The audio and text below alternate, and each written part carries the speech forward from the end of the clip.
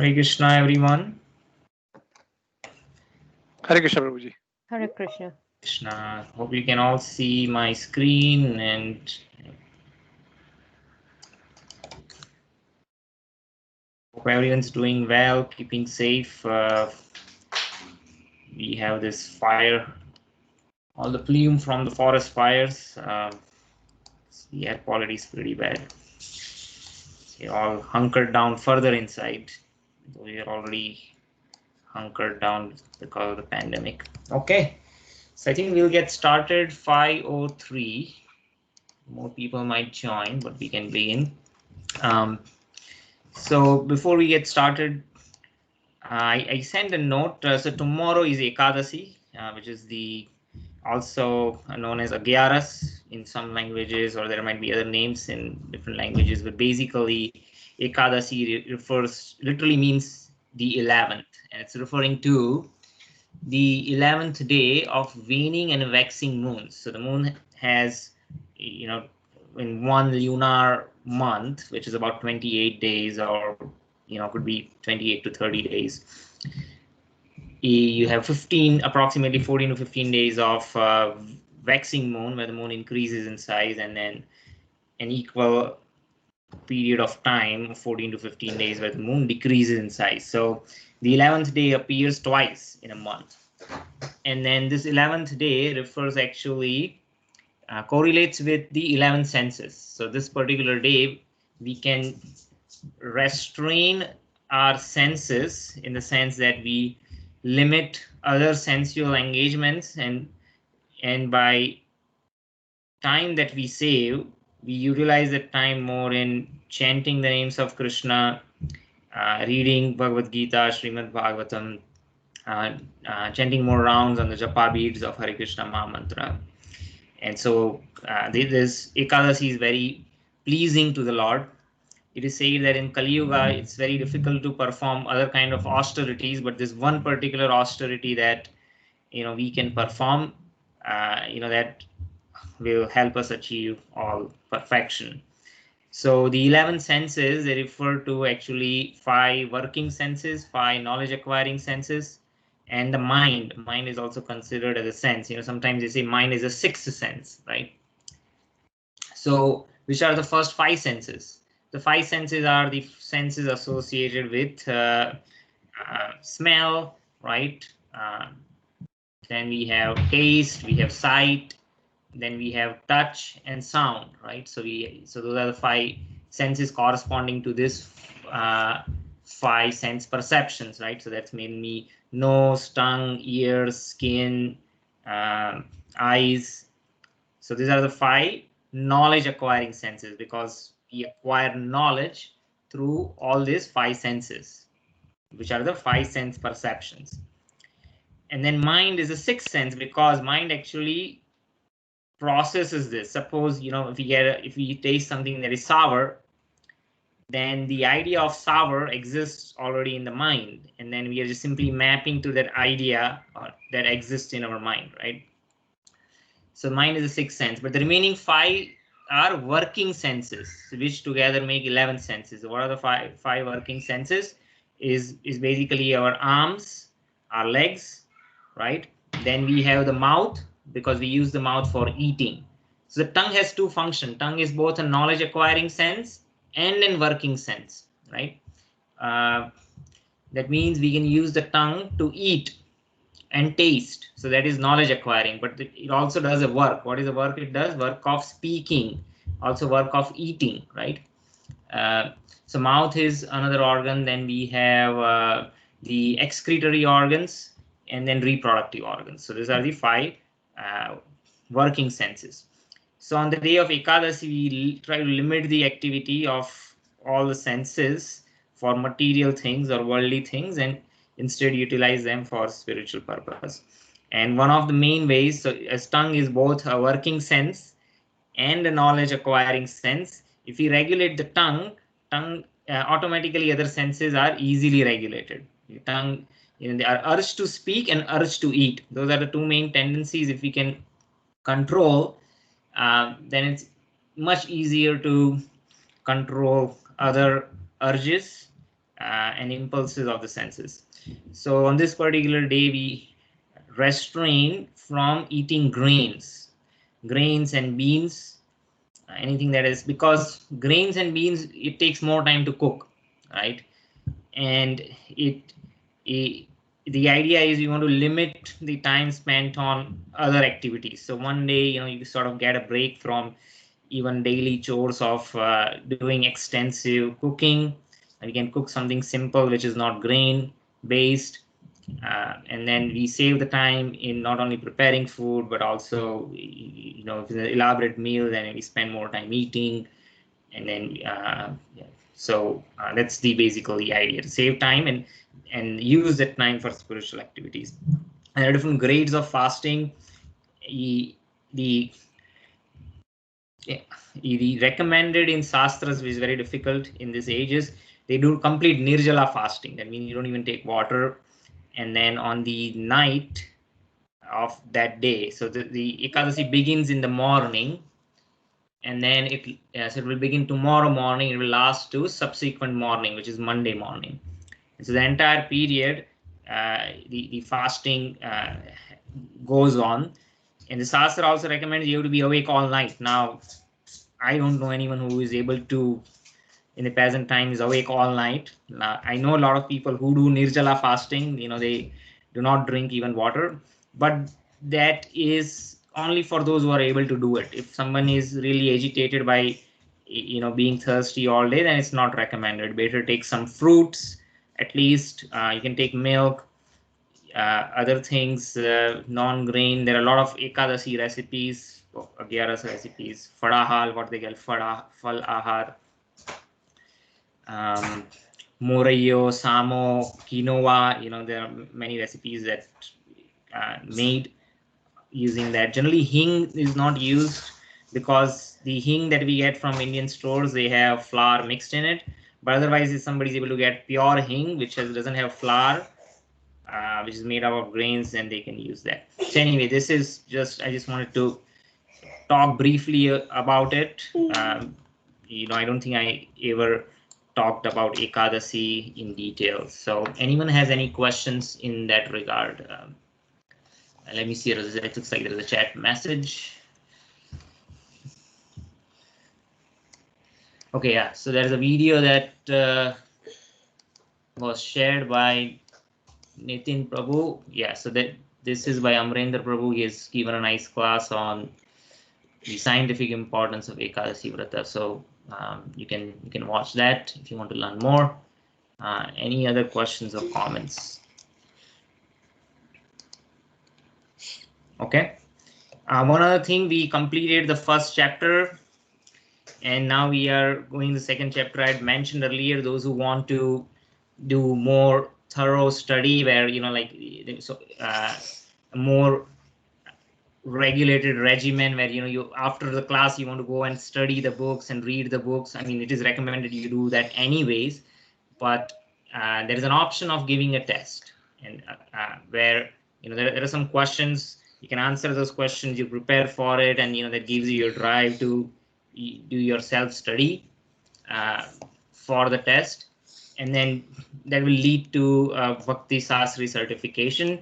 Again, the purpose of this is not to get some certificate. We already have so many certificates and degrees, but there are individuals who are motivated by it, and also it's a means to be more regimented. So if anyone is interested in doing that, you can send me a message, and then I can coordinate with you in regard to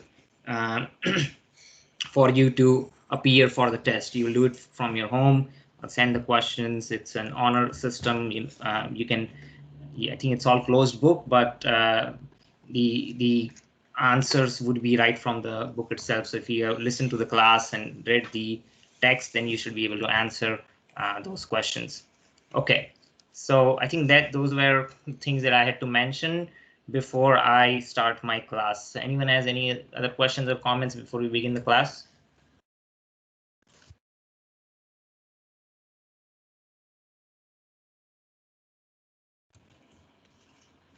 Okay, looks like there are no questions, comments. I think we'll get started. We were discussing the second verse of the second chapter, and I think we discussed a portion of the purport. So we'll continue from where we stopped. So I'll just recite the verse and translation just to sort of refresh the memory in regard to where we stopped. Shri Bhagavana Uvacha Kutastva Kasmalam Idam Visame Samupasthitam Anaryajustam Asvargyam Akirtikaram Arjuna. Translation. Supreme Personality of Godhead said, "My dear Arjuna, how have these impurities come upon you? They are not at all befitting a man who knows the value of life. They lead not to higher planets, but to infamy." So this is the first verse where Krishna is speaking and is addressed as the Supreme Personality of Godhead, Sri Bhagavana Uvacha.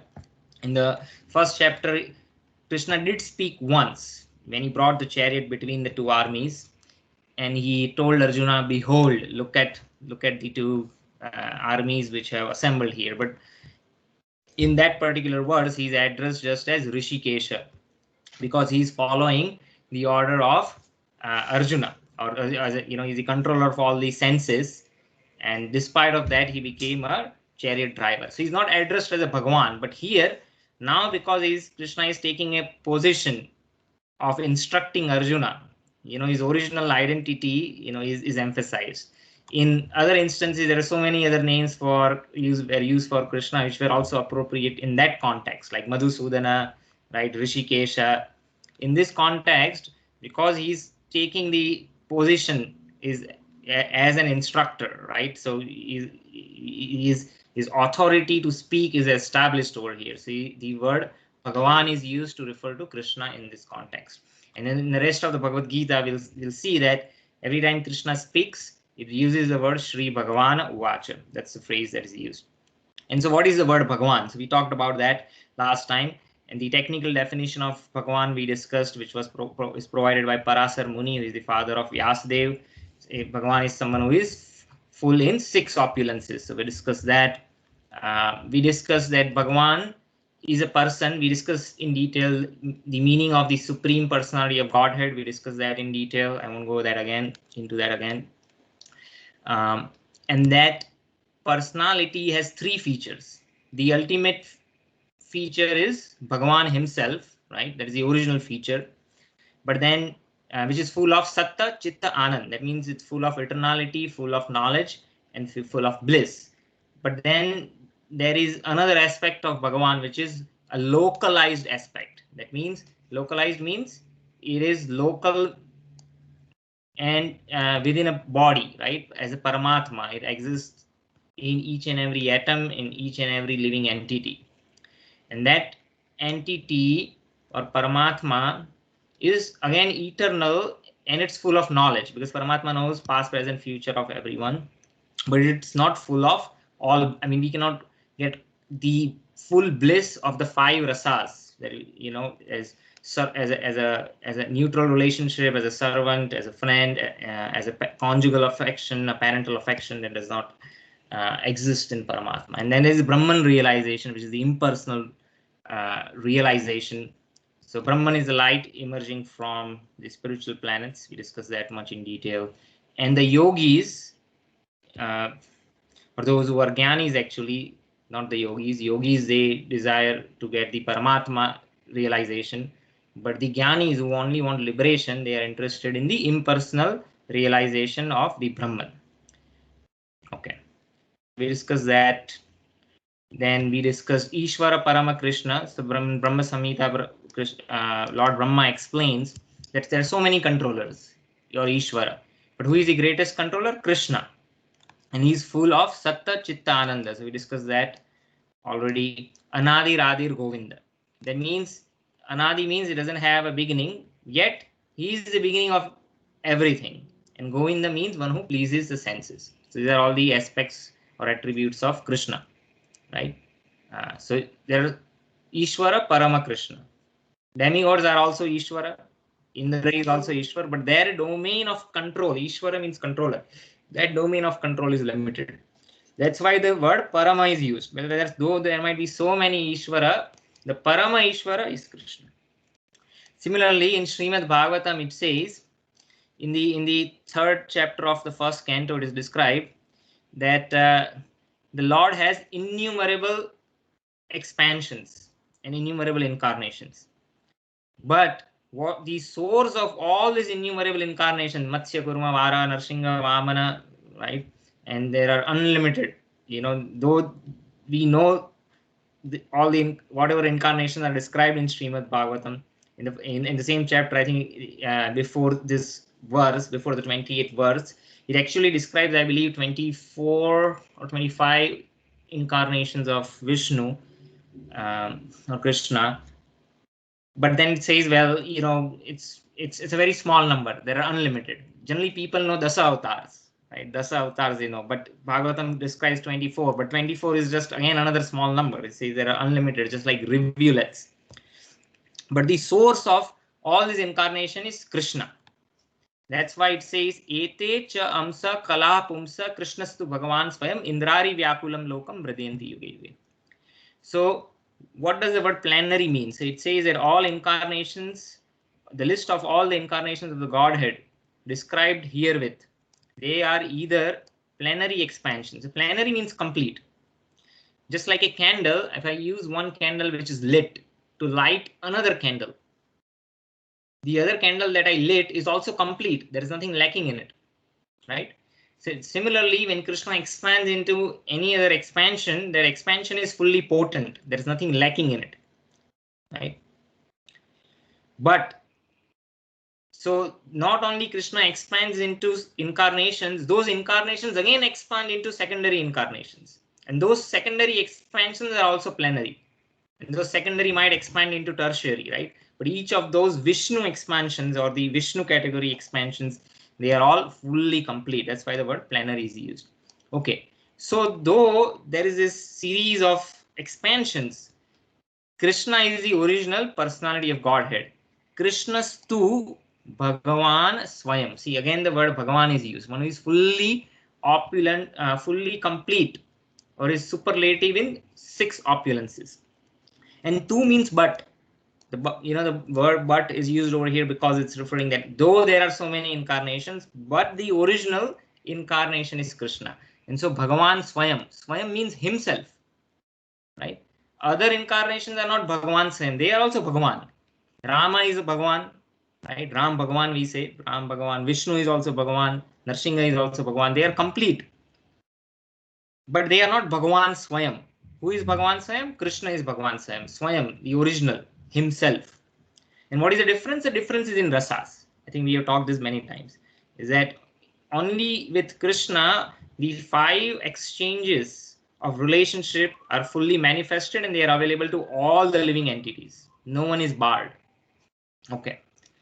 Similarly, so all these different scriptures, you see, we talked about Brahma Samhita, Srimad Bhagavatam, they all describe and confirm the position of Krishna, right? So it's not a sentimental thing. It's not a sectarian thing that, there is a sentimental attachment towards Krishna. This is firmly established by different quotations from scriptures, right? Srimad Bhagavatam, we quoted Brahma Samhita. There's another verse in Brahma Samhita, I think it's Ramadi Murti Suya, this one. Ramadi Murtisu Kala Niyamena Tisthan Nana Avatar Akarod Bhuvaneshu Kintu. Then Krishna's Swayam Sambhavat Param Pumanayo Govindamadi Purusham Tamaham Bhajani. He says Ramadi Murtisu. Beginning with Lord Rama, there are so many expansions, Murtishu expansions, Kala Niyamena, fully potent. Nana Avatar, you see, Nana Avatar means different kind of incarnation. Akarod, Bhuvaneshu Kintu. Akarod means manifested, Bhuvaneshu, in this world. But Krishna Swayama, see, Krishna Swayama, Sambhavat Parama Pumanayo. So Krishna Swayam, Krishna himself is Parama Puman, he is the greatest of all.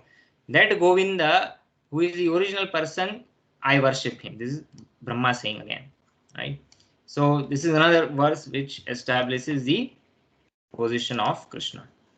So we discussed that. Yeah, we discussed what is the meaning of Godhead, which is the fountainhead of all incarnations. Okay. So now coming to what is Krishna saying? What is Krishna saying to Arjuna? Now that we have established the position of Krishna, why Krishna is referred to as Bhagavan, on what authority he is speaking, let's dive into what he is speaking. So first thing that he tells Arjuna is Kutaha. Where from? Where from such impurities have arisen? These impurities are never expected from a person belonging to the civilized class of men known as Aryans. So we talked about Aryans here does not refer to the race Aryans. Aryans refers to people who follow the Varnashram culture, the culture of engaging individuals according to their natural abilities, so that they don't incur karmic reaction and they can work on getting spiritual perfection in this very lifetime, regardless of what their varna is. Doesn't matter. That's not important. Perfection can be achieved in either of the 4 varnas. Okay, so word Aryan is applicable to persons who know the value of life and they have a civilization based on spiritual realization. Persons who are led by material conception of life do not know that the aim of life is realization of the absolute truth, Vishnu or Bhagavan. So those who have a bodily conception of life, meaning that, hey, we have this body and we live and die only once, so let's enjoy this life to the fullest, right? So many times in their pursuit of enjoying unlimitedly or to the fullest extent, they might do things which might, characterize them as selfish, right? So we tend to say, oh, people are very selfish. They're only interested. They are only self-interested. But Bhagavatam says something opposite. Bhagavatam says people are not self-interested. So that seems antithetical, right? What do you mean people are not self-interested? I mean, our experience is that people are self-interested. Well, the clarification is that Bhagavatam says, well, first of all, you need to understand who the self is. The self that people think they are self-interested is based on the foundation that they consider the body as the self. And because that foundation is wrong, everything that is built on that foundation is shaky. So what Bhagavatam is saying, people are not self-interested means people are not selfish means they don't know, first of all, what the self is. If the understanding, if they're properly realized that the soul is the self, then they will the logical conclusion that follows would be completely different. And that's what this chapter is about. It's going to describe in detail what the soul is. Yeah, so that's the verse in Srimad Bhagavatam. It says, Nate swart gatim hi vishnum bahir arthmaninaha andha yatha andhe upniyamana te api isatantriya urudamni baddha. The people in this world do not know. Nate vidu swart gatim hi Vishnu. People, they do not know that their self-interest actually is approaching Vishnu. Bahir arthmaninaha, meaning instead they approach all external material things. And why they do that? Because they are trained by the culture to do that under the direction of leaders who themselves don't have spiritual knowledge. Andha yathande upniyamana. That means the leaders are blind. And because the leaders are blind and they are leading innocent public, the masses, they are following these leaders blindly, and that blind person might lead them to a well or a ditch, and their destination obviously won't be good. So that's the essence of what that verse is saying. Urudamni Baddha means because they are following a leader who is blind, spiritually blind, they get intricated in karmic reaction. Urudamni Baddha. They are bonded. Baddha by karmic reactions. So in this verse, what is Krishna saying in the beginning? He is telling Arjuna, Visame samuspit kutastva kasmalamidam. So kasmalam means dirtiness, impurities. He says, where from? Where from has his impurities in the form of lamentation have arisen? And when have they arisen? In the hour of crisis. Visame. There's this war that's about to begin, and right before the beginning of the war, you are bringing this up. That's the other paradox, right? Just like a student is a very good student, and the student is prepared the entire year for the final test, and in all the previous tests throughout the year that students perform well, and just before the exam, right, the final exam, at the moment of the highest importance, that student says, I'm not gonna appear for the test, right? So it's very surprising, right? There's no apparent cause. So that's what Krishna is saying. In this hour of crisis, you're talking which makes no sense, right?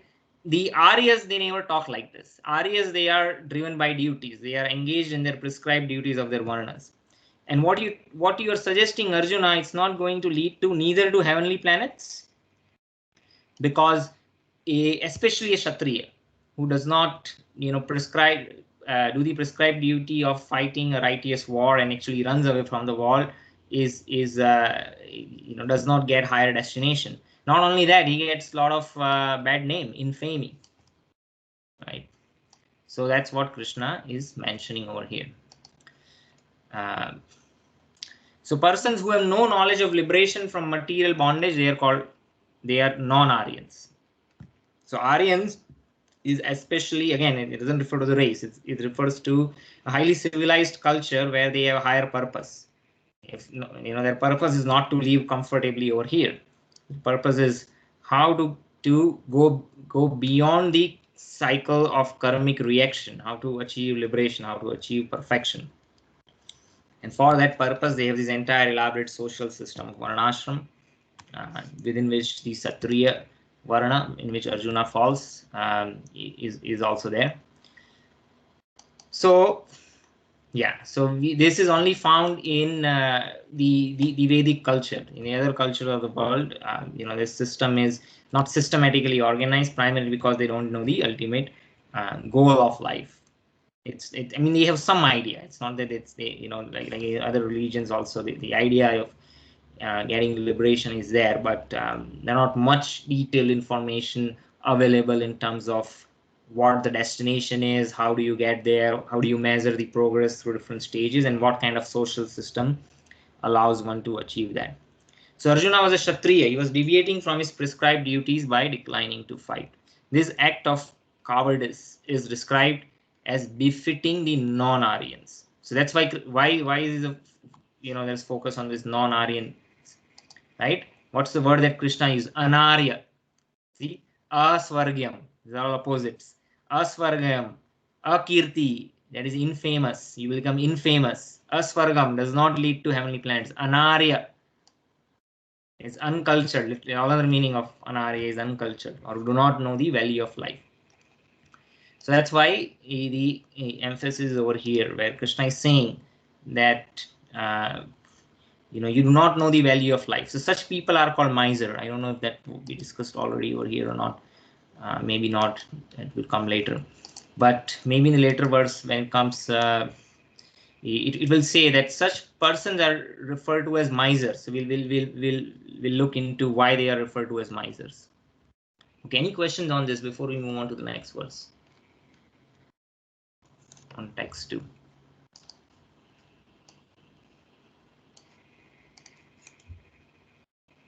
Okay, verse number 3. Klebyammasmagama partha naitattvai upapadyate shudram hridaya dorbalyam tyaktvotishtha parantapa. Translation: O son of Pritha, do not yield to this degrading impotence. It does not become you. Give up such petty weakness of heart and arise, O chastiser of the enemy. There are a couple of important words here. Klebium, it refers to impotence. This impotence is not because of cowardice, or it's not Arjuna is afraid of fighting. He's a competent warrior. Fighting is not new to him. It's the impotence because of different reason. It's unwillingness, and we discussed in detail what those reasons are. We won't go into that again. Here the son is referred to as Partha. So Partha means the son of Pritha. So Krishna is actually telling Arjuna, you are related to me, because Pritha refers to Kunti, right? And then he is a maternal aunt, and then Arjuna is his cousin. And he says, we all come from the Kshatriya family. You have a great heritage, both on your side of the father, the Pandu, which from the Kuru lineage, and on your maternal side also. You have association with the Yadus. And so because again, so he's trying to remind Arjuna of your heritage. You don't want to bring again infamy to your forefathers. And this is not befitting. That's why it's not befitting to you. You are a Kshatriya. And Shudram, this is petty things. Your reasons that you give there, they don't have any substance. And then Krishna will explain why it does not have a substance. And they are simply arising because of weakness of heart. I mean, you talked about, this such great philosophy. You were giving, reasons which were apparently very solid. But in that's just something that you came up with. That's what in essence Krishna is trying to tell him. The root cause is that your heart is weak, right? So he's saying give up this weak heart. And again, he's referring to as Parantapa, chastiser of the enemies, right? Because again, Arjuna as an expert warrior, he has his entire history where he has chastised the miscreants, those who are not the followers of Dharma. So Parantapa, so he's reminding him, you are already an established chastiser of the enemies. This does not befit you. So that is the essence of what this verse is talking about. So let's see what Srila Prabhupada explains in the purport. Yeah, so we talked about Arjuna is referred to as the son of Pritha, who is the sister of Krishna's father Vasudev, Kunti, and so he's trying to remind him, you should not bring infamy, don't become an unworthy son of their father. So here Srila Prabhupada is explaining that in the Vedic culture there is this word Dvija. Dvija means twice born. Who are twice born? The Vaishyas, the Kshatriyas and Brahmanas, they are twice born. Because by birth everyone is a Shudra. Remember that verse we explained in detail. Janmana jayate Shudra, by birth everyone is Shudra. Samskara bhave Dvija. So it's by samskaras, it's by cultivation, by culture of the Varna, one gets the second birth, which is the real birth. Second birth is which the samskaras really make us human. The samskaras makes one Aryan, if they are actually given all the samskaras. Otherwise, that birth is at the level of, if the samskaras are not there, then the life goes in lamentation and hankering, and we want things which don't have any value. So real life begins with second birth. But if the son is not worthy, right? One might be born in a family of a Brahmana, but either that person does not receive samskara, or despite of the samskaras, the person does not take up the family culture, then that son is an unworthy son. So the word that is used is Dvija Bandhu. Dvija means one who is twice born. Dvija Bandhu means a relative of a twice born, right? A blood relative, a seminal relative, right? But that being a blood relative is nothing to be applauded for. One has to prove oneself. Taking birth in a particular family gives one's an opportunity, access to the resources, the culture, to grow up and imbibe that culture. But then again, one has to put effort. And if one does not do it, then that person is referred to as Dvija Bandhu, an unworthy son. Right? Srila Prabhupada many times gives an example that if somebody is born in the family of a magistrate or a lawyer, that person actually has the access and the resources to take up that as a career. He can, right from his young age, that person can see how his father or whoever in the family is practicing the profession of a lawyer, what their life is, how they are studying the law or how they are implementing it, how they work hard for it, and then they can guide them, well, this is how you could prepare for becoming, get a degree in law, and then how you become a magistrate. But then they have to put effort and they have to prove themselves. The same thing, right? So Krishna is basically saying is that this is not worthy of you. You would become an unworthy son. You'll be called a Dvija Bandhu. You won't be a Kshatriya. You'll be Kshatriya in name only, right? So Brahmana in name only, Kshatriya in name only, right? So that has no value. So therefore, Krishna did not want Arjuna to become an unworthy son of a Kshatriya. So that's the import of what Krishna is trying to tell him. Yeah, so that's the word that's used, Dvija Bandhu. Now Arjuna was an intimate friend of Krishna. He was his cousin, and Krishna also his friend. And Krishna was directly guiding him on the chariot. Now, in spite of all these credits, the Supreme Personality of God is personally present. He is there to guide him, right? Not only in terms of being his chariot driver, but giving him spiritual instructions. And despite of all this opportunity, if Arjuna is to abandon the battle, right, that would certainly bring him infamy, right? Akirti. That's why Krishna uses the word akirti. Kirti means fame. Akirti is opposite of it, infamy. So Krishna did not like his attitude, and so he said, "This does not fit your personality." Now Arjuna might argue that he would give up the battle on the grounds of his magnanimous attitude for the most respectable Bhishma and his relatives, but Krishna did not buy that logic. He's saying, what you are showing as a magnanimity is your weakness of heart. Such false magnanimity was not approved by any authority. So the idea is that, people always come with some sort of justification to justify their position or cause, right?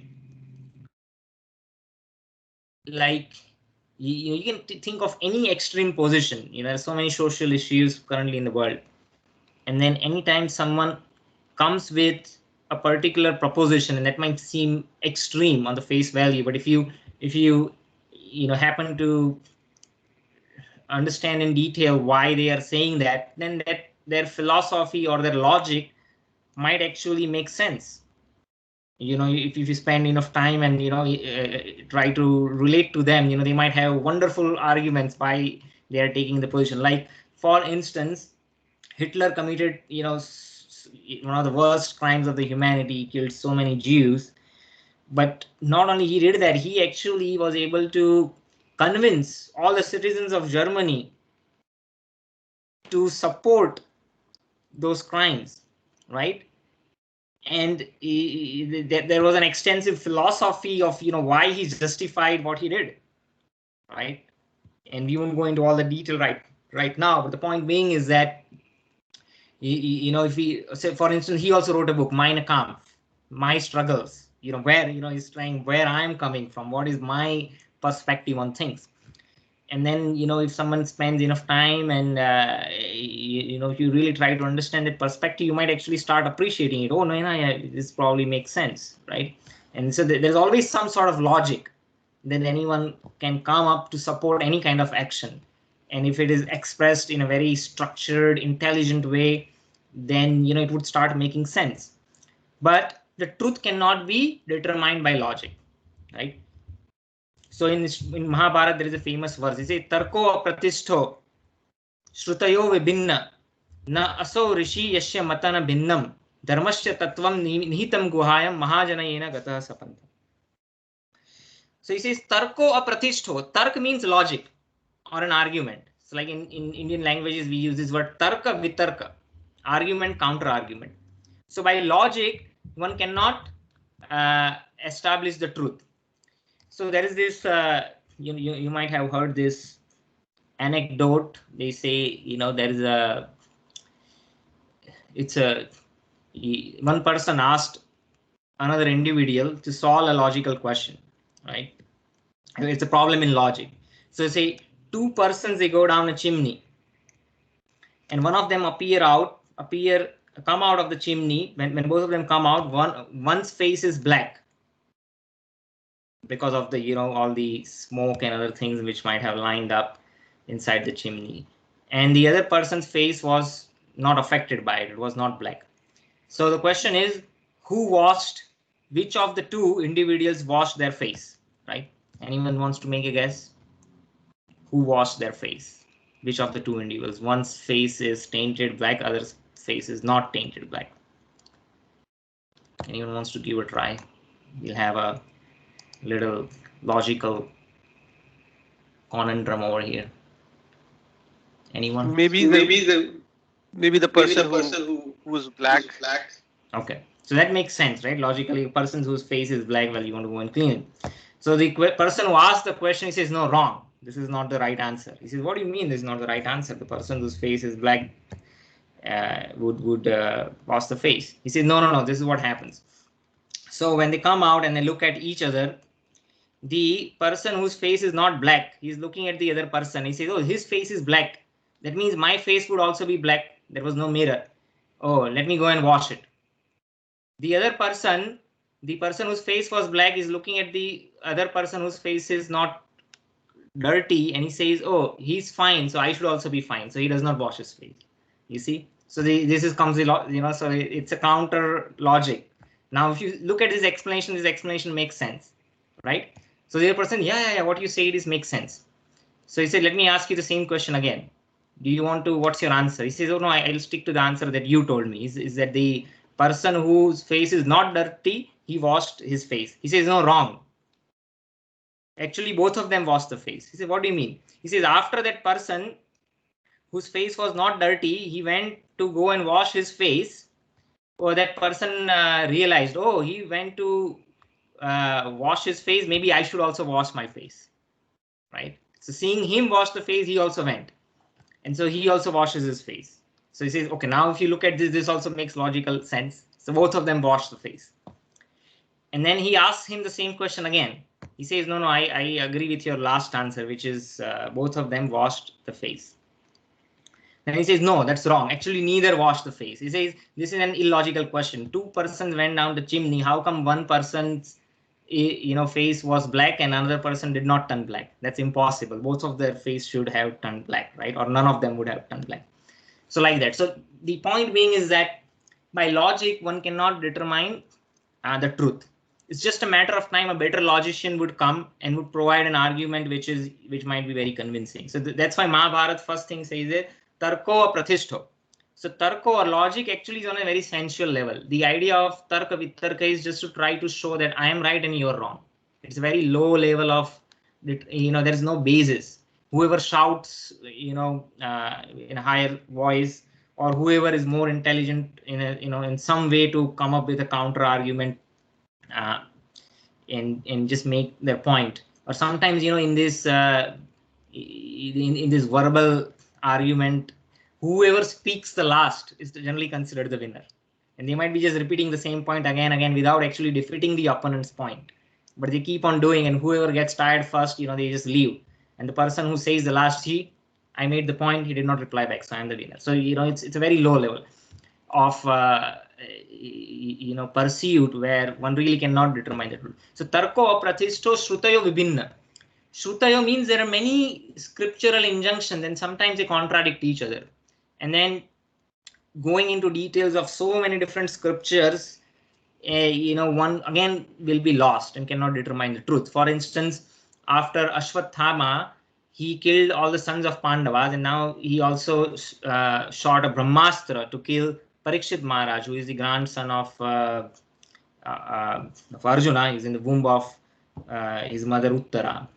And so Arjuna saved, actually Vishnu or Krishna himself saved him. He entered the womb and then he created a protective covering and saved that embryo from getting aborted. And then later on, Krishna says, this Ashwathama, he killed innocent babies. Even Duryodhan opposed him. He says what you did was not right. Imagine, even Duryodhan is saying like this is very, heinous. What you did is not acceptable. So Krishna and Bhima, they're saying kill this Ashwathama right now. And then the Draupadi and Yudhishthira saying no, the Brahmana is exempt from any kind of punishment. And he is the son of your teacher. So you have to pardon him, no matter how heinous crime he committed. You have to pardon him. So there is argument. Both the parties are quoting scriptures, and Arjuna is thinking what I should really do. Ultimately, he kills him, but not by killing his body. It's another way of killing is you really insult someone. So he defames him. He had a jewel in his forehead. He cuts it off, and he half shaves him, and he humiliates him and let him go. That's as good as death. So anyway, the point is that he by sometimes the shrutis could be confusing, and then they might even apparently contradict each other, and it's very difficult to determine the truth. So shrutayo vibhinna. By shrutis we cannot determine the truth. Then what is the next? Na aso rishi yasya matana bhinna. One is not considered a rishi unless and until that person proposes his own theory. Just like there are PhDs, right? You had a PhD, you have to do something new. Someone was saying there are about a couple of thousand astrophysicists in this world, and each of them, if you ask them, each of them would have their own slightly different variation of their theory of evolution of the universe or the Big Bang theory, or they might have, each of them has a different opinion. So one is not considered as a philosopher or a scientist. In ancient times we had philosophers, nowadays we have scientists. But until they present an opinion which is unique, right, then they are not considered as a philosopher, scientist, or a muni or a rishi. Then if everyone has a different opinion, how do you determine the truth? So then how do you conclude? So Bhagavatam says is that Mahajana yena gata sapantha. So one has to follow a Mahajan. Mahajan means someone who is fully pure in its motive, but doesn't have any kind of material motivation or a selfish motivation. And we have to see the activity and the life of such individual and follow their character or follow their ideals or morals. So Bhishma is one of the Mahajans. In Bhagavatam describes there are 12 Mahajans, right? What is it? Swayambhu, Narada, Sambhu, Swayambhu Narada Sambhu Prahlado Janako Bhishmo Balirvayashi Vaham. Kumaro Kapilo Manu, yes. Swayambhu Narada Sambhu Kumaro Kapilo Manu Prahlado Janako Bhishmo Balirvayashaki Vayam. So one is Swayambhu, Brahma himself. Narada, that is second. Sambhu is Shiva. Kumaro, 4 Kumaras. Kapilo, that is Kapil Dev, who is the founder of Sankhya philosophy. Manu, who is the father of mankind. Prahlado Janako Bhishmo. Prahlad, who is the son of Hiranyakashipu, devotee of Narsinghadev. Janak Maharaj, right? Janak's father of Sita. Bhishma. So Bhishma is one of the personalities. Now, if you look at Bhishma, he had taken his vow that I will remain a brahmachari all my life and I will serve whoever the king is of Hastinapur. Now, when he actually in the Swayamvar, he brings the 3 princesses, Ambika, Ambalika. And Ambalika, I believe, was the one who already had an affection towards someone. When Bhishma did not know, he kidnapped all the 3 princesses. And according to Kshatriya code, they are allowed to do that. And then he brought them to be married to the 2 princess who were in line in 2nd generation. He did not have any progeny, but as he had promised to Satyavati's father, that Satyavati's sons would actually be the kings.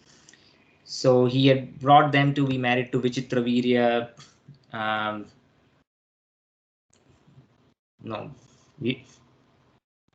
What was I'm getting confused. Yeah, he had brought them. He had brought them to be married, but then when he says I'm not going now. Now the thing is, Ambalika, she said that I already love someone. So Bhishma said that, well, I didn't know that. So sorry, this happened. You go back. You go back to the king that you love. Now, when she goes back to the king that she loved, now the Kshatriyas, they have this code of honor. He said, you were already kidnapped by someone, so I'm not going to marry you. I'm not going to take obligation from Bhishma. What he thinks. He would kidnap some princess, and I was insulted. And now he would just, send that princess back to me. It's against my honor and dignity. So he was not ready to marry her. So then Ambalika comes back again to Bhishma and says, now you have to marry me because you is the one kidnapped, right? But Bhishma says, what are you talking about? I have taken this vow of being a brahmachari. And so, she is disappointed. Then she goes to Bhishma's guru, who is Parsuram himself. Parsuram is an empowered incarnation of Vishnu, but he is not a Mahajan. It gets a little complicated in that sense. But then Parsuram says, either you fight with me or you have to marry her. I am your guru. You have to follow my instructions. And so Bhishma, he says, I know what dharma is. What you are instructing is not according to dharma. I cannot give up my vow. And so he actually fights with Parshuram. They fight for a month. No one turns out to be a winner. And then being a disciple, he takes an humble position. He says, okay, I would stop fighting, but I'm not going to accept your instruction. So by this, you can also see, in this following a Mahajan, if Arjuna is saying that I'm not going to fight my guru, I'm not going to fight Dronacharya, right? Because it is against the proper code of conduct. I rather give up my dharma of Kshatriya instead of fighting against Bhishma, who is worshipable, and instead of fighting against Dronacharya. But if you look at the example of Bhishma, what did Bhishma himself do? In order to follow dharma, he even fought against his guru, Parsuram, right? So if you see the conduct of Bhishma he's a Mahajan. Mahabharata says, follow the Mahajan. So in essence, Krishna is saying, Arjuna, you have spoken this magnanimity. You're talking about magnanimity. You're saying you're so generous, but actually, in reality, it's only a weakness of heart. You've given nice arguments, right? Just like as I said, people can come up with so many different arguments or shrutis or philosophies or their own perspective on things. But truth cannot be determined that way. For truth, we have to follow what the established Mahajans, the ideal individuals, what their life has been, what their character has been, and how they have lived, in those scenarios. That's why we have so many examples from different Puranas in which we see almost all kind of life situations, and by seeing the pastime and the activities of these Mahajans, we can know how one should behave. Any questions on this point before we move on?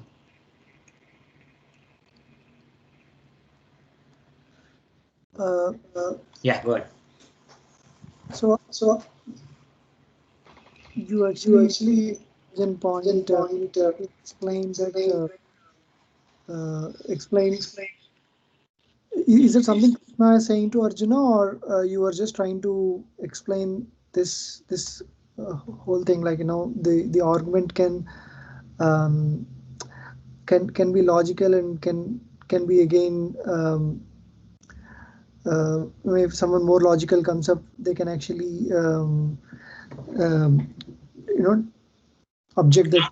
Yeah, you can actually counter it, right? Counter it. So at the same time, so I'm just trying to understand the context of it right now. So is it something Krishna is saying to Arjuna, or you are just trying to give a background?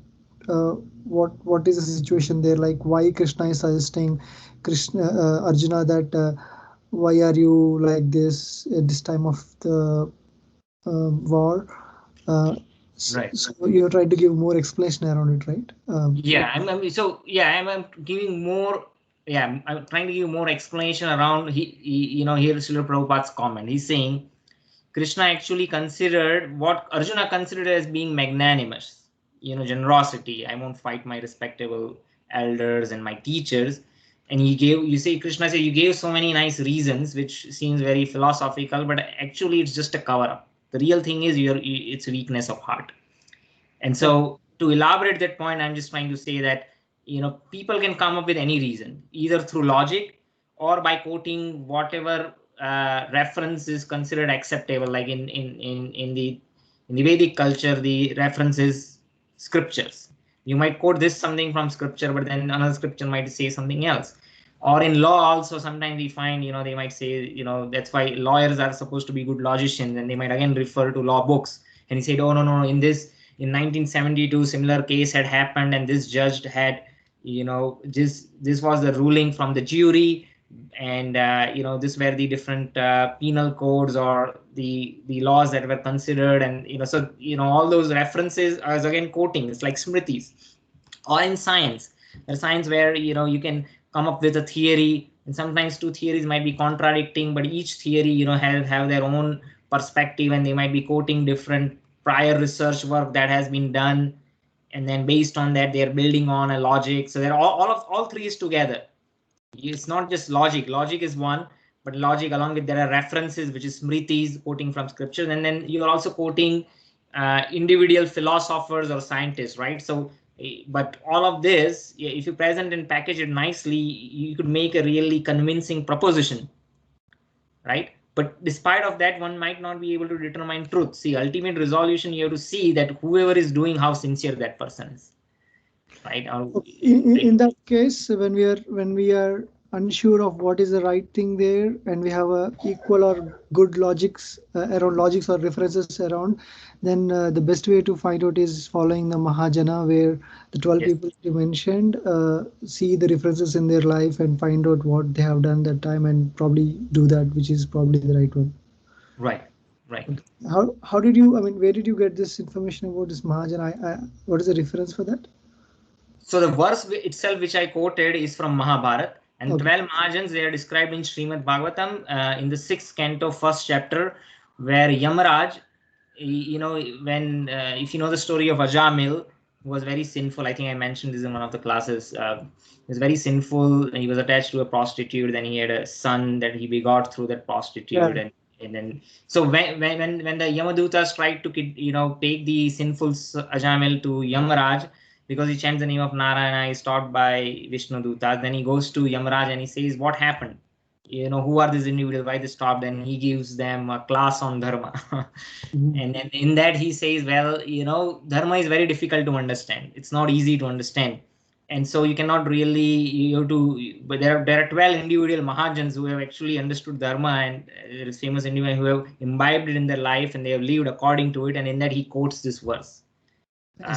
which I quoted, which is Swayambhu Narada Sambhu Kumaro Kapilo Manu Pralado Janako Bhishma Balir Vaiyasaki. Then the last four I did not explain, but then Bali Maharaj, Vaiyasaki is Sukdev Goswami, the son of Vyasadeva who spoke Srimad Bhagavatam, and Vayam means me. Yamaraj is saying finally me. I am also one of the Mahajans. I am Yamaraj. I am Dharmaraj or Yamaraj. I know Dharma, and based on the Dharma I give punishments or award. And so these are the 12 Mahajans who really know the Dharma. So that comes in this first chapter of the 6th canto of Srimad Bhagavatam. Okay, thank you very much. Okay, any other questions before we move on to the third verse? Okay. Verse number 3.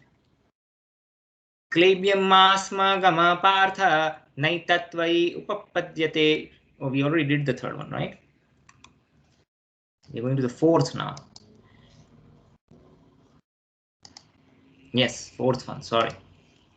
Arjuna uvacha katham bhishmam aham sankhe dronam cha madhusudana ishubhi pratisyotsami pujarhavari sudana.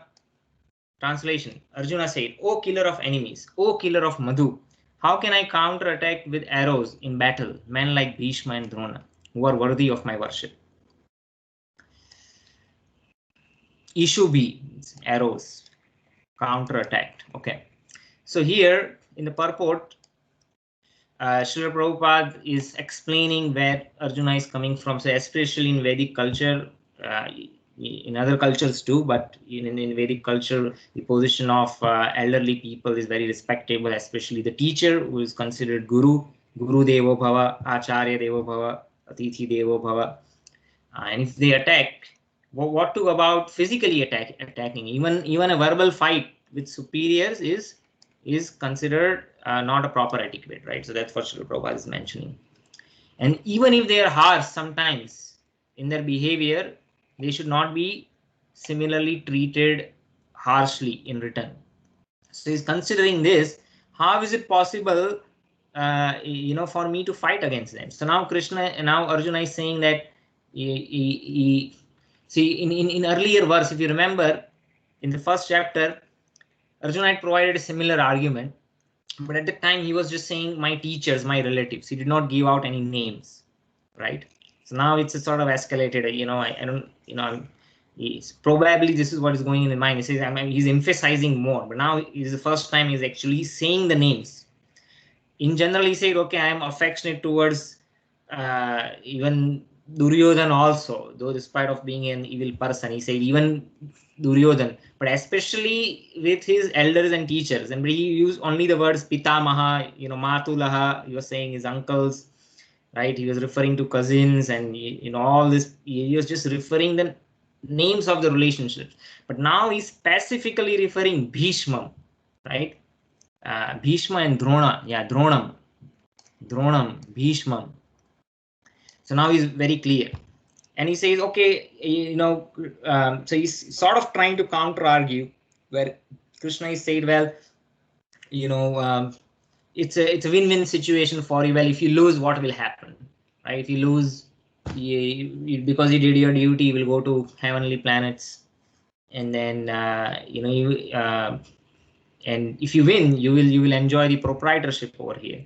But so Arjuna is trying to say that, okay, even if you consider win-win situation, that's not even the point of argument. So now he's trying to just emphasize further more, and he says that it's just disrespectful to do this.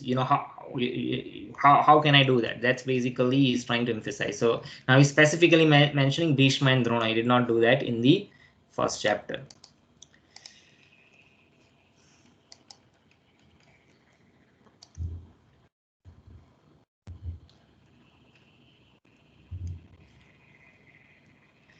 Yeah, so one might say that one has to be detached to the results. Okay, this is what I was saying.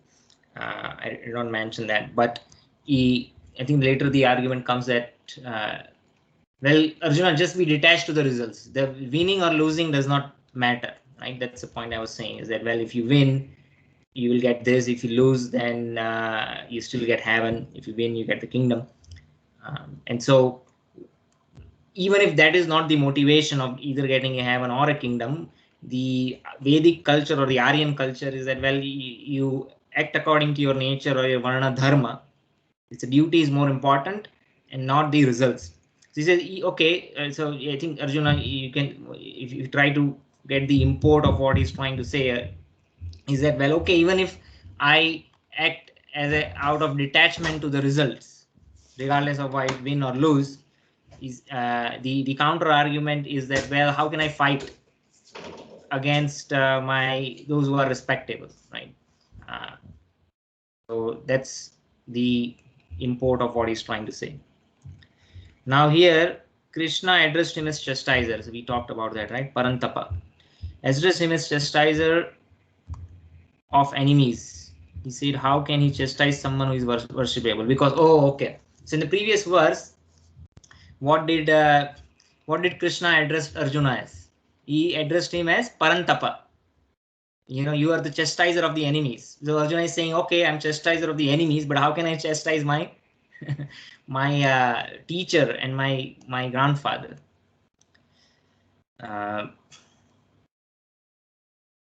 Okay, so that's the point. Any questions, comment? This is a very short purport.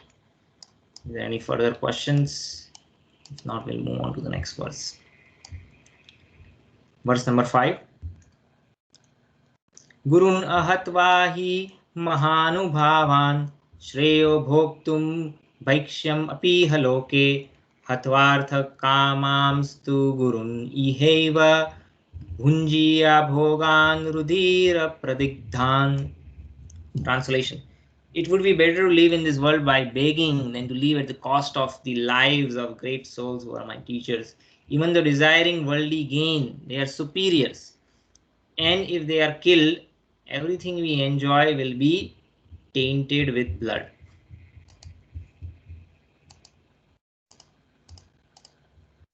Purport: according to scriptural codes, the teacher who engages in abominable action and lost his sense discrimination is fit to be abandoned. So now here Arjuna has determined, in his assessment, he has assessed that, well, Bhishma and Drona, they might have other motives for taking the position to fight on behalf of Duryodhana. So this is Arjuna's opinion. He's saying, maybe there are other reasons why, and other reasons meaning there could be other personally motivated desires by which that they are fighting on behalf of Duryodhana. But despite of that, just like in the previous verse, even if they are harsh, even if our superiors are harsh to us or rude to us, it is not appropriate for us to behave in a similar way to them. Right? That's the proper etiquette. So that's what Arjuna is saying. Okay, even if they are motivated by worldly desires. Now that is, that's a hypothesis. It doesn't mean that's necessarily true. In case of Bhishma, we talked in detail about how he was bounded by his vow of that he had taken to support the king, and so he was bound by that. In case of Drona, it is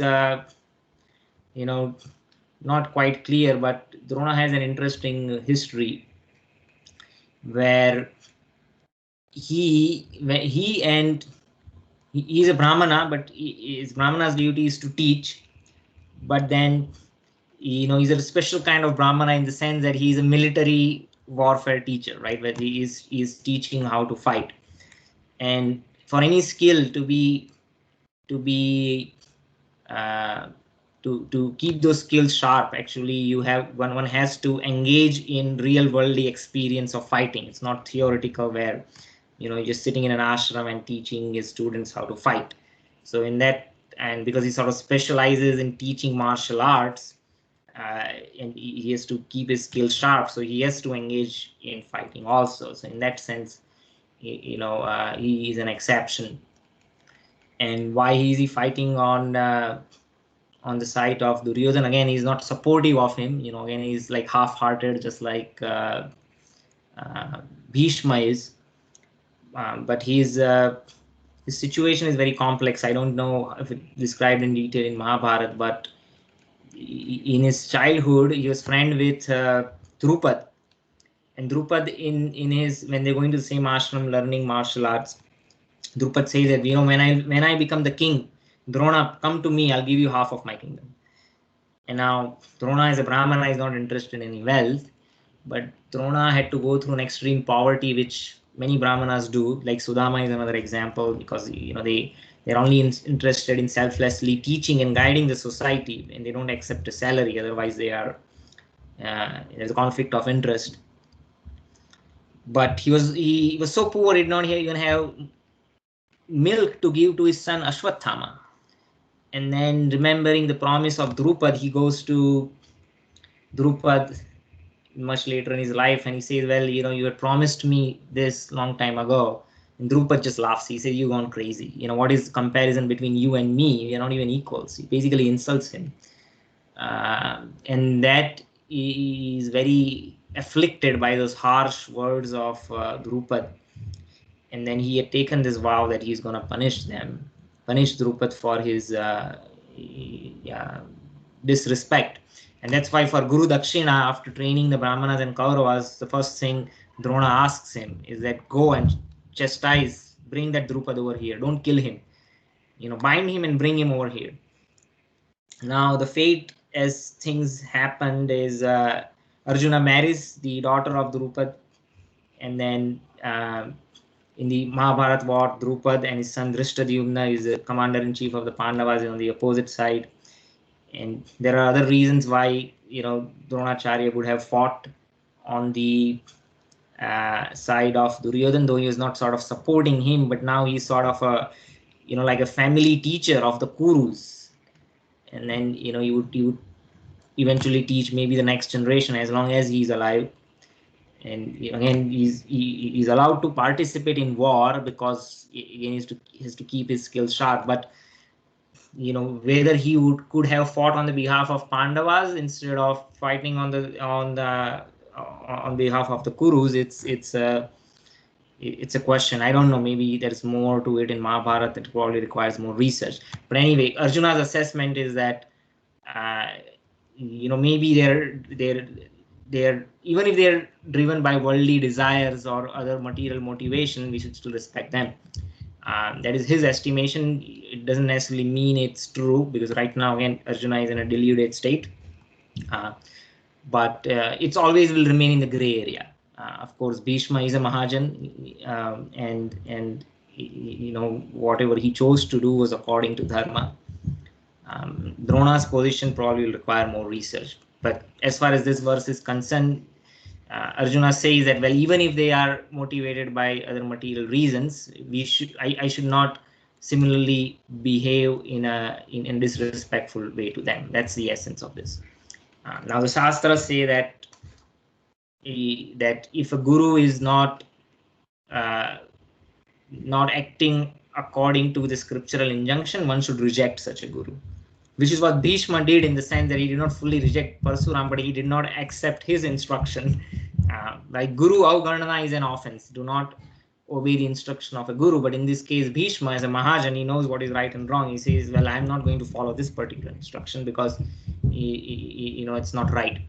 And so the scriptures allow that one may transgress or not follow an instruction from a guru in certain circumstances where it's not appropriate. There's another example. Bali Maharaj is the son, of course, is born in the family of Asuras. He's a grandson of Prahlad. He's a great devotee. When Vishnu in the form of Vaman comes and asks for 3 steps of land, his guru Sukracharya, he knows that this Vaman actually is Vishnu, and he says, don't listen to this Brahmana. He's Vishnu. He's going to take everything from you in 3 steps. Now, being a devotee, Vaman, though he was born in a family of Asuras, he's a devotee. He says, well, that what else could be I could desire for? Vishnu himself has come here to ask me, and even if he takes everything, that would be perfection of my life. And so his guru says that if you disobey my order, you will completely perish. You'll become a beggar. And that's what happens. But he does not follow the order of his guru, because his guru is instructing something that is not according to Dharma. And Bali Maharaj is another of the 12 Mahajans. We'll go back to that verse. Bali Vaiyasaki Vayam, the last line, Bali Maharaj. Prahlad is also one of the Mahajans. Prahlad is born in the family of Asuras. Bali is also born in the family of Asuras, but they are Mahajans. So see, you have two examples of Mahajans, Bhishma and Bali. Both of them rejected the order of their guru. So if Arjuna has to follow those Mahajans, then he should not worry about, you know, the social etiquette that, you know, I should not be disrespectful towards my guru by fighting against him. Well, if your guru is not doing something that is not proper, then you have the right to reject him. So Arjuna should actually have, you know, followed the path of Mahajans like Bhishma, what Bhishma did, what Bali did. And if he feels that, well, Drona is not following according to dharma, he has material motivation, that's what he's saying, right? He has already determined that, you know, they're motivated by worldly gain. Well, if he have already determined that they are motivated by worldly gain, that means they have lost their status. It's not a social position that to respect one elders and teachers. What is the basis? The basis is that they are worthy of that position, and they, as elders, they are guiding the generation, they are following the dharma, they are following their duty, and that's why they are respectful. Similarly, teachers or the guru, they are imparting the knowledge, they're imparting spiritual knowledge or the Vedic knowledge, and that's why they are acting according to dharma. That's why they are respectful. It's not that just by, you know, being in that position or being nominated in that position, or just because they happen to have that position, they automatically are eligible for all the respect. It's not like that. Like Dvija and Dvija Bandhu, just because one is son of a Brahmana does not become a Brahmana. One has to prove oneself. So by looking at the Mahajans, we know what did the Mahajans do? They rejected their gurus in those instances where they were telling him to do something that is not appropriate. So if Arjuna thinks that, well, they are, you know, not situated properly, they're motivated by worldly gain, then he should reject them. But what he is doing is still, you know, going by his magnanimous attitude, which Krishna calls him weakness of heart. That is the essence of this verse. Any questions?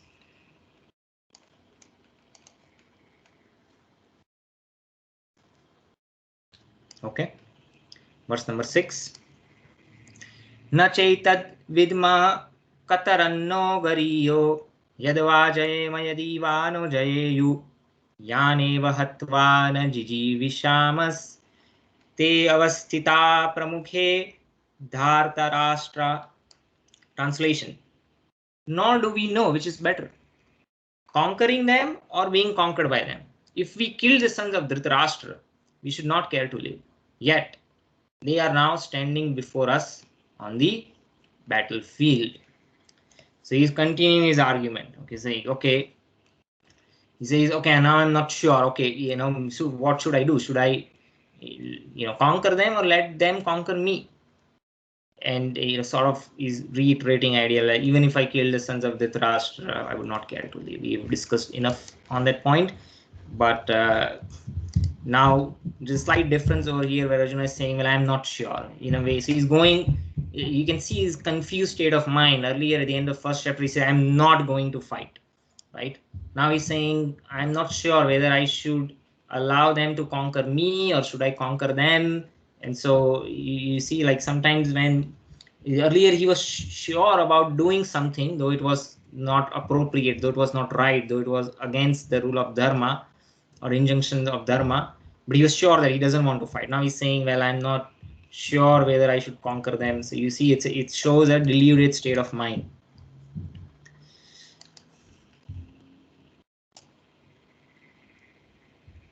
Yeah, now he's expressing a doubt whether he wants to fight or not. Okay. So when one is too certain, there is no possibility of inquiry and the false worldview persists. Yeah. So we'll I think this will come much more in detail later, but the thing is, when we are too sure about something, right, whether it is right or wrong, when we are too sure, then there is a tendency that we don't want to get anyone's opinion. You know, I know this is the way to do it, right? Only in the situation of a doubt or confusion is when when somebody is really deluded and not sure, they're going through a crisis and they don't have a direction in life, and that's when they seek guidance. And so this also means that sometimes we reach out to so many people to share the spiritual knowledge or message, but we see that only those people who are ripe respond to it. And that means that either at that moment in life or in the past, they have seen either in their own life or their near and dear ones, or just looking at the world in general, they have assessed the situation of the world, and they feel that the contemporary leaders or whatever philosophy they are following, it's amiss, there's something missing, and they don't have the proper direction. And then they are open to listen to what the scriptures or what the spiritual guidance from people in the ages of the past have to provide. And nowadays the technology is expanded. You could do campaign on Facebook, or even you can reach out to so many people. But by reaching out to the people, it's not that the outreach itself would attract an audience, but what it means is that by the outreach, those people who are already ripe might be interested in listening to the message. And that's what we'll find out in the later verses, where Arjuna so far only considered Krishna as his friend and cousin, but in the next verse or the verse after that, Arjuna says that I'm deluded, I don't know what to do, I am becoming your disciple, now you please instruct me. So in that, when one is too sure, right, what happens is at the end of the first verse, first chapter, Arjuna was sure, I'm not going to fight. He's not asking for any instructions or guidance, right?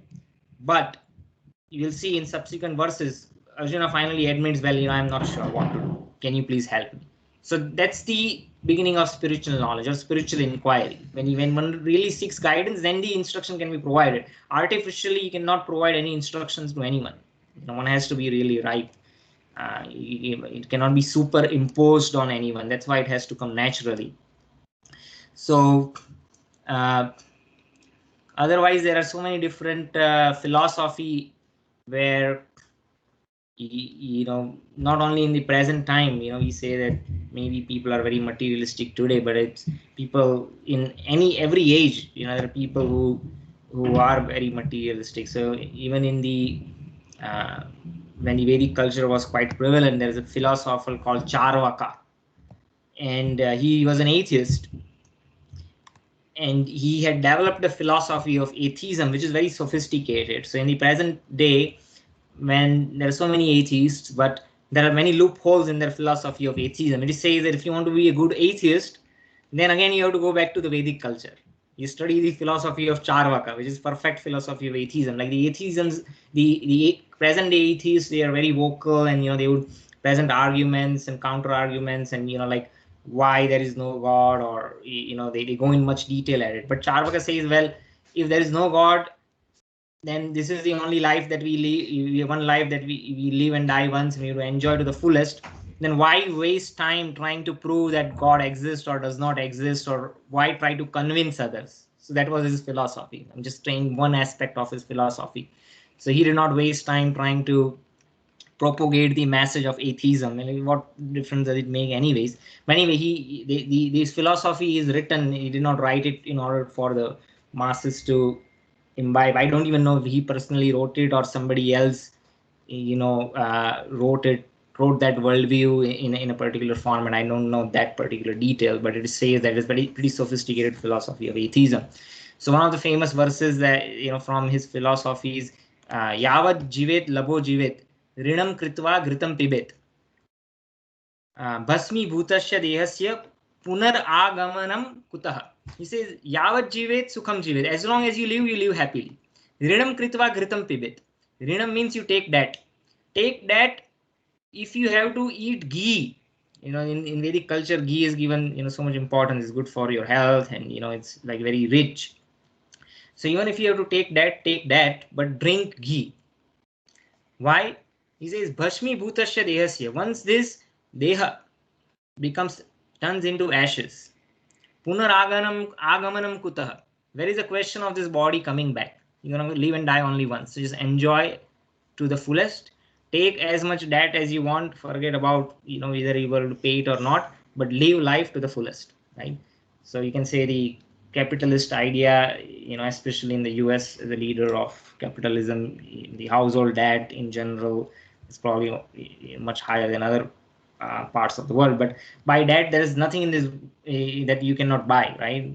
Regardless of what one's income is, it's relatively easy to get loan or debt compared to other countries, and one can live a much higher standard of living, right? So it's kind of is worse over here from Charvaka is it's sort of similar to the ethos that we see in the world right now. Okay, so in the purport, Srila Prabhupada mentions that Arjuna did not know whether he should fight or and risk unnecessary violence, although fighting is the duty of a Kshatriya. He said he would rather beg. Now this begging is only allowed for Brahmanas. Kshatriyas, they are supposed to collect taxes. And then again, tax is not for their own enjoyment, but that has to be used for yagyas and in general overall welfare of the citizens. So that is not a means of subsistence for Kshatriyas. Now, nor was there certainty of victory, because either side might emerge victorious. Even if victory awaited them, still, if the sons of Dhritarashtra died in the battle, it would be very difficult to live in their absence. So again, the same argument. Okay, I'll just go through the things which are highlighted. His desire to live by begging, although he was born in a royal household, is another sign of detachment. So here, now Srila Prabhupada is saying that in one way, yeah, he's not following the injunctions of dharma, right? But though he's deluded in that sense, he's still a kind-hearted person. So that's another quality of someone who is very ripe to receive spiritual instruction. So Prabhupada is setting that scene over here that in general, the quality of detachment is and being kindness is good quality. Now, sometimes it is misplaced, and that is not appreciated, because a misplaced kindness can be misused, right? It's kindness at the for wrong things, actually might hurt us. In that sense, it's not good, but still, it's kindness, right? That kindness actually is a good quality, and that's another reason that makes Arjuna a qualified candidate to receive the spiritual knowledge of Bhagavad Gita. Okay. Yeah, so it is concluded that Arjuna was quite fit for liberation. That's the point I mentioned. And yeah, and unless the senses are controlled, there is no chance of elevation to the platform of knowledge. And without knowledge and devotion, there is no chance of liberation. That is the another important point over here. That if we see that these individuals who are very busy just to gratify their senses, for them the inquisitiveness for spiritual thing never arises. They are just trying to fulfill the urges of the body, right? And then for those such individuals, the hope of taking a spiritual path is very nil, right? And so you see Arjuna is saying that I'm ready to beg. What does this show? That shows detachment. That means he's not interested in either gaining the heavenly kingdom if we are to die in the battle, or ruling the kingdom on the earth, right? If we are to win both. See, in a way it was a win-win situation for him, but he's not motivated by material comfort. So that just also shows that it's another qualification which makes him eligible, that he's not motivated by it. Now an Aryan or Kshatriya within the Arya Dharma still has to fight, but the motivation is not, if one is properly situated in the Arya Dharma and one really understands what is the ultimate goal of Varnashram, then he's not motivated to fight because he would get a heavenly kingdom, or that he would rule the kingdom if we are to win on this earth. So that's another qualification that is mentioned over here. Yeah. I think that comment we can talk about that later. It's not important. I think it's 6:30. Just one more minute left. I don't want to start a new verse. Anyone has any questions at this point in time? So you completed 6 to verse number 6. I was wondering, what is the strategy that you follow to capture all this? Because I'm surprised to see the difference of the Mahajan when you I'm losing you, Kashyap. You want to? Can anyone else hear him? Okay, let me say it again.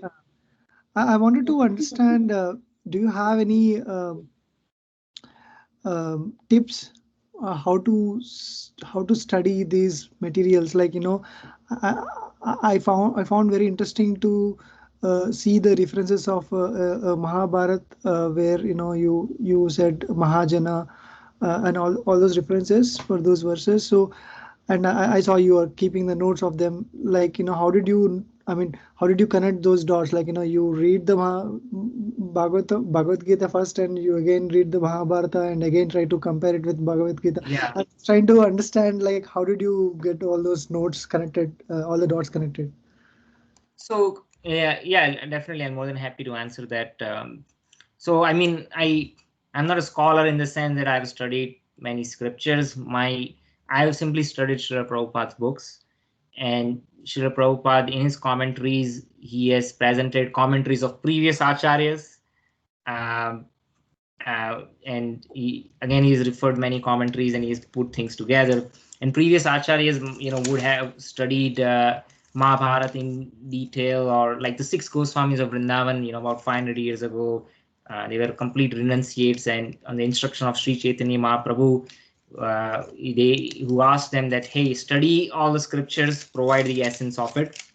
So what they have done in there, they have studied various Puranas and Mahabharats and Upanishads, and they have taken the essence and then the important verses from those scriptures, and they have provided in their commentaries.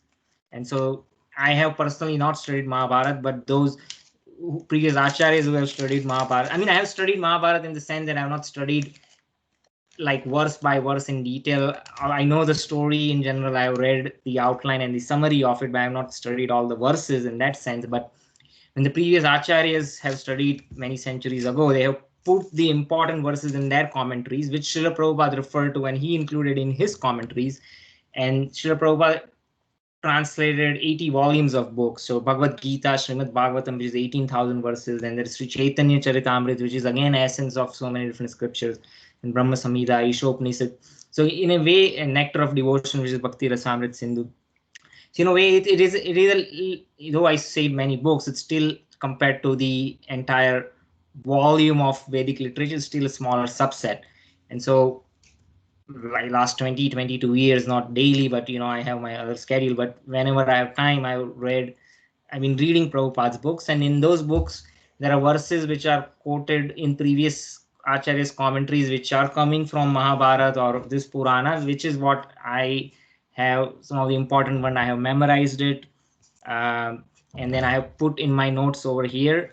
And how do I connect dots? Well, that comes organically in the sense that I don't.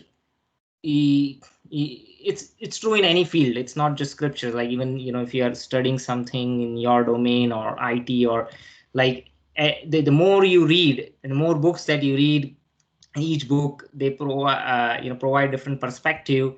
And like this sort of, you can say it's like a neural network. You know, the neurons start connecting each other, and you make that dot. Well, and you might share. Now in my presentation, I might have shared some of my own realizations.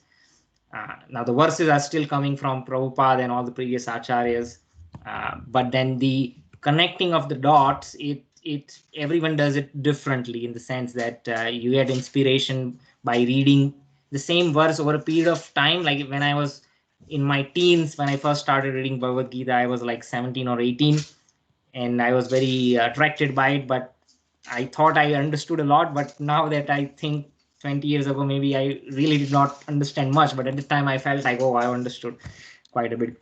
The thing is, as our life experiences increase and we keep on reading the same verse, every time you read gives you new realizations. And the more that you read from different, even just within the set of Prabhupada books, you start connecting the dot. Well, Prabhupada quoted this over here in this context, and then it just comes organically. And then when I am preparing for the class or reading, whatever those realizations come, or references come, I'm just putting and highlighting that in my notes and I'm sharing with you. It's an organic thing. I think any one of you can develop. I'm pretty confident it doesn't require any special skills. You just keep reading Srila Prabhupada's books. It is written in very simple English and it's explained so nicely. Any normal person can, speak or appear like, speak in a nice scholarly way. I mean, I haven't studied all the scriptures, but I have studied. I wouldn't say I haven't fully studied all Prabhupada books in a very scrutinizing way, but I have been trying to study as much as I can, and I'm just sharing what realization that I have. That's the short answer. I hope that answers your question. Sure. Thank you very much. Thanks for the class, for today's class. You're welcome. Anyone has any questions, comments? I had a question, Prabhuji, about, so in the class earlier, you mentioned that Gyanis go after the Brahman aspect and the yogis go after the Paramatma aspect.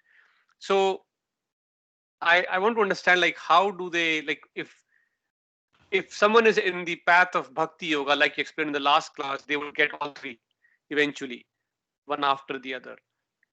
But let's say people who are not in that Bhakti Yoga, they're not practicing Bhakti Yoga.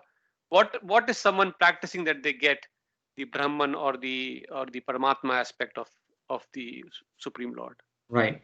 So, one thing in Kali Yuga is that both these paths, the Brahman realization as well as Paramatma realization, is extremely difficult. The processes which are recommended is really not suitable for this age.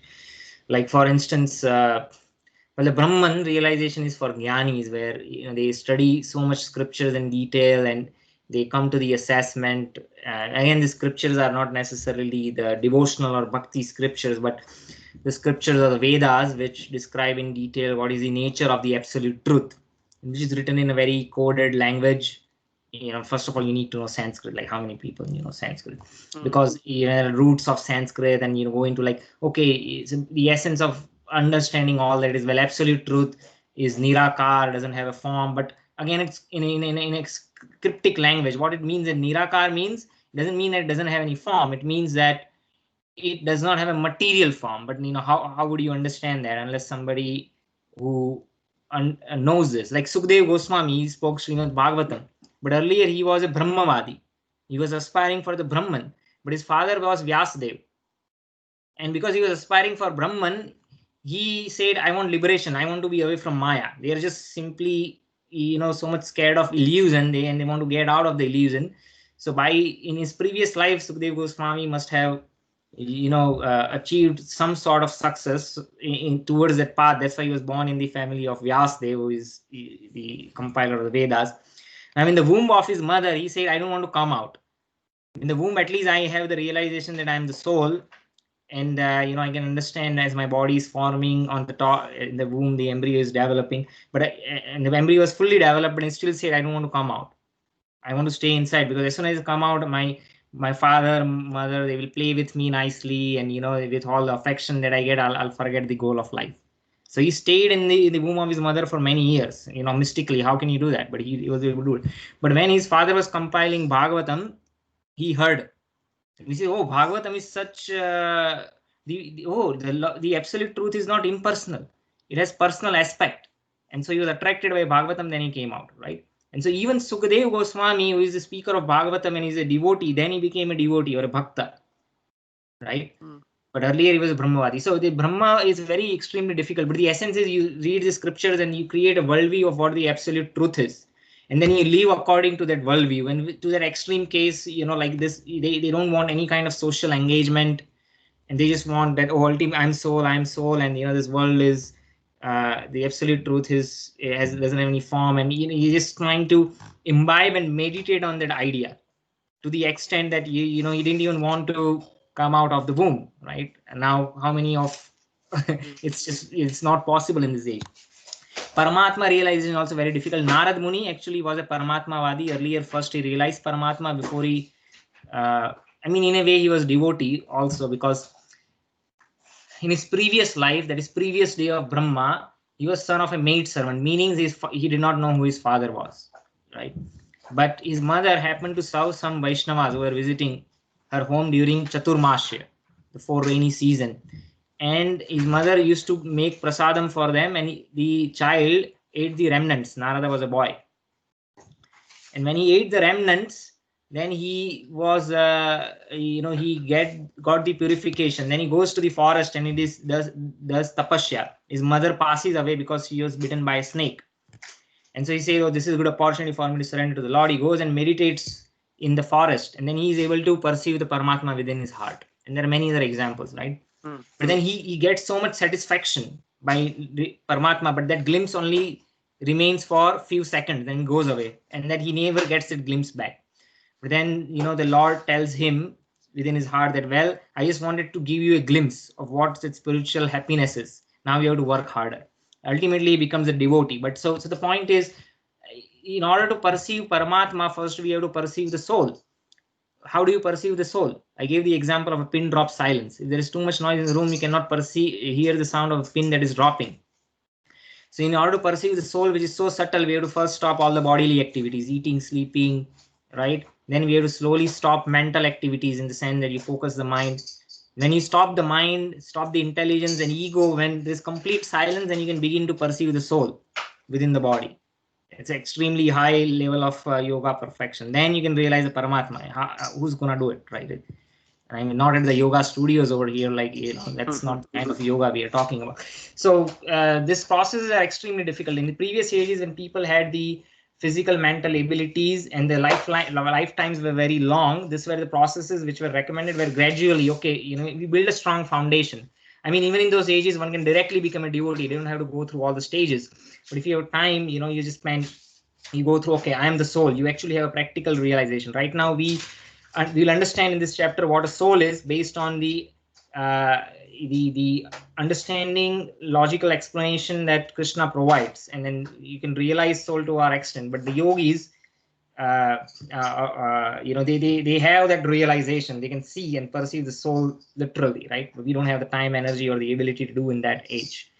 So in that sense, you can get all that as a byproduct just by pursuing the path of devotion, which is the only feasible process in this age. Thank you so much, Prabhuji. You're welcome. Any further questions, comments? So, just to add to that, or we extend the question. No worries. Yeah.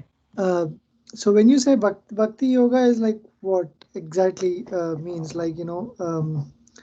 First of all, I don't know what is jnana yoga or karma yoga or other yogas also, but I'm just trying to understand, what I understand from your words is that it is something simple and we can achieve within this lifetime. So what is it, is it? Yeah, I understand what you're saying. We'll get a lot of time to discuss that in detail, but I'll answer your question in short. Bhakti is basically understanding that we are part and parcel of Krishna, and our original relationship with him, which we have forgotten, is in one of these 5 forms, either as a neutral, as a servant, as a friend, as a parent, or a conjugal lover. And then we meditate and read about those activities, and we try to spiritualize our life. So whatever we do, we put Krishna in the center. So like we are making bhoga, we offer it to Krishna, right? The primary motivation for our life changes from trying to satisfy our senses to satisfy Krishna's senses. That is the essence of bhakti. We are still the enjoyer, but the secondary enjoyer, not the primary enjoyer.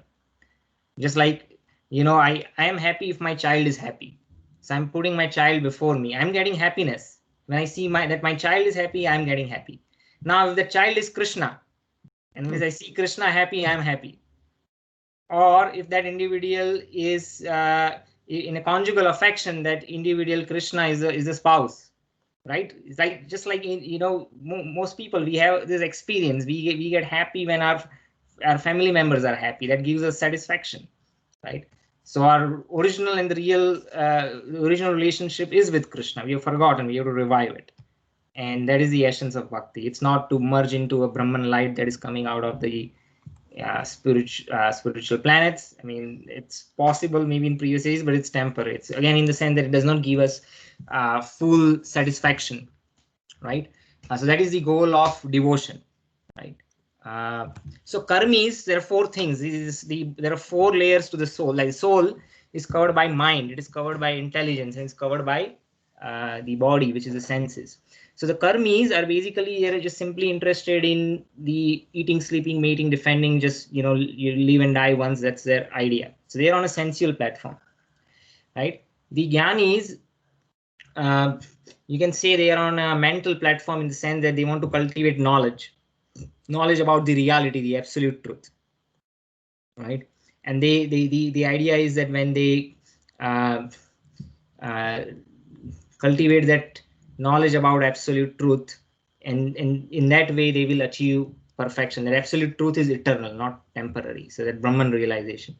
The yogis, they could have material motivation also, but yogis could also have a spiritual motivation, which is Paramatma realization. And they apply their intelligence or concentration, dhyan, meditate. Unlike jnanis who are on a mental platform and just cultivating knowledge.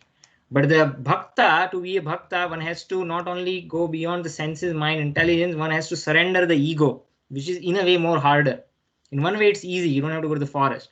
But the ego is the most hard to give up. And there are many stories in Srimad Bhagavatam how one has to give up ego. Only the devotees, they can take so much insult and offense and they are not affected by it. They are so much fixed in their devotion. In a way, so in that sense, devotional service or bhakti, in that way is very difficult, because even Hiranyakashipu, he performed extreme austerities, right? Which is impossible to perform. His entire body was consumed by the ants. He was sustaining life air just within his bones. No flesh, no blood, nothing. Everything was consumed. Even Brahma was surprised. The creator of all the biological species. He's like, how you are able to do it? But he was not able to give up his ego. You see. So though performing austerities is difficult, more difficult is giving up ego. And so to become a pure devotee, one has to give up one's ego. And we can elaborate what it means more in further classes. But I hope I was able to give some idea about what the object of devotion is, and then what the process is. The process is to give up ego, and then the object is basically establishing one's relationship with Krishna in one of those 5 forms. Thank you, Prabhu. Yeah, there will be the entire middle section of the 6 chapters from 7th through 12th. I think it's all Bhakti Yoga. We will be discussing this in much more detail. Okay. Anything else before we conclude? Oh, okay. Very well. Thank you very much. Thank you, Prabhuji.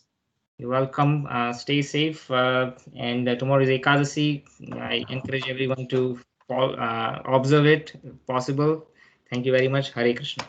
Hare Krishna. Hare Krishna. Hare Krishna. Hare Krishna. Hare Krishna.